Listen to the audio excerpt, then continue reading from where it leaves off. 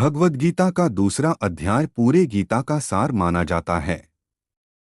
पहले अध्याय में अर्जुन युद्धभूमि में खड़े होकर अत्यंत दुखी, भ्रमित और भयभीत हो जाता है।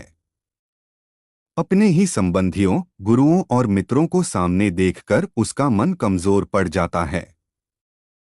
वह सोचता है कि अपनों को मारकर राज्य या सुख पाना किसी काम का नहीं है। इसी स्थिति में वह अपने शस्त्र त्याग देता है और भगवान श्री कृष्ण से मार्गदर्शन मांगता है। तब भगवान श्री कृष्ण अर्जुन से कहते हैं कि यह कमजोरी और मोह किसी वीर पुरुष को शोभा नहीं देता। अर्जुन जिनके लिए शोक कर रहा है, उनके लिए शोक करने की आवश्यकता नहीं है। ज्ञानी व्यक्ति न तो जीवित के लिए शोक करता है और न ही मृत के लिए, क्योंकि जीवन का सत्य इससे कहीं अधिक गहरा है। श्री कृष्ण अर्जुन को आत्मा का ज्ञान देते हैं। वे समझाते हैं कि शरीर नश्वर है, लेकिन आत्मा अमर है। आत्मा न कभी जन्म लेती है और न कभी मरती है। शरीर बदलता है, नष्ट होता है, लेकिन आत्मा सदा एक जैसी रहती है।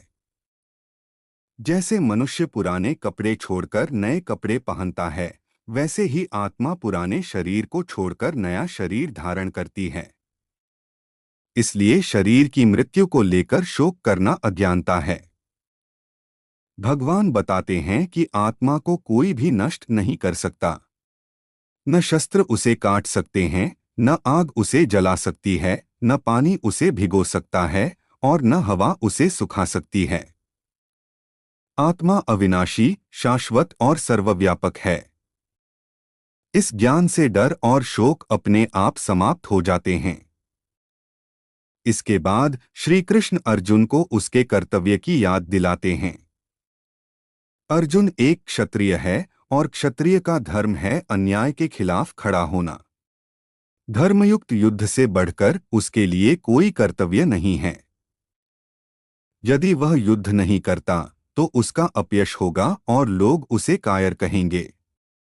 लेकिन यदि वह युद्ध करता है और मारा भी जाता है तो उसे स्वर्ग की प्राप्ति होगी, और यदि जीतता है तो राज्य मिलेगा। इसलिए दोनों ही स्थितियों में उसका कल्याण है। भगवान श्री कृष्ण फिर कर्मयोग का उपदेश देते हैं। वे कहते हैं कि मनुष्य का अधिकार केवल कर्म करने में है, कर्म के फल में नहीं। हमें अपना कार्य पूरी निष्ठा और ईमानदारी से करना चाहिए, लेकिन परिणाम की चिंता नहीं करनी चाहिए। फल की इच्छा मन को अशांत करती है और इंसान को बंधन में डालती है। जब मनुष्य फल से आसक्त हो जाता है, तब उसे सुख और दुख दोनों ही परेशान करने लगते हैं।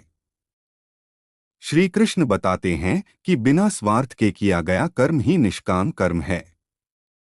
जब कर्म को भगवान को समर्पित कर दिया जाता है, तब वह बंधन का कारण नहीं बनता। ऐसा कर्म मन को शुद्ध करता है और व्यक्ति को शांति देता है।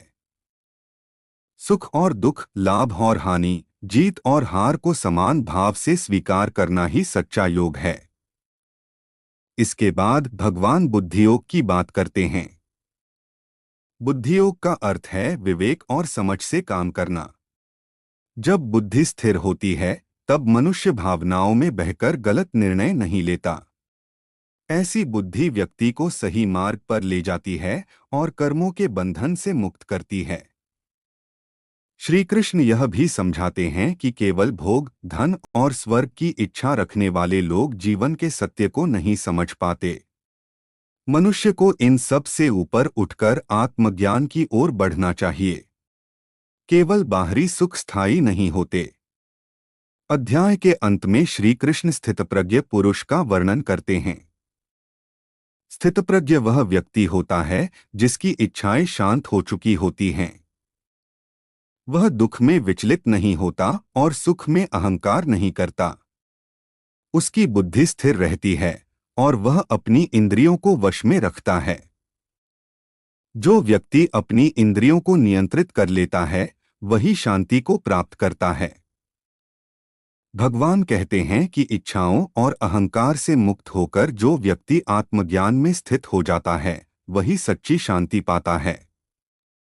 ऐसा व्यक्ति मृत्यु के समय भी विचलित नहीं होता और परमात्मा को प्राप्त करता है। यही जीवन का परम लक्ष्य है। इस प्रकार भगवद गीता का दूसरा अध्याय हमें सिखाता है कि आत्मा अमर है, शरीर नश्वर है, कर्तव्य का पालन आवश्यक है और बिना फल की इच्छा के किया गया कर्म ही मुक्ति और शांति का मार्ग है।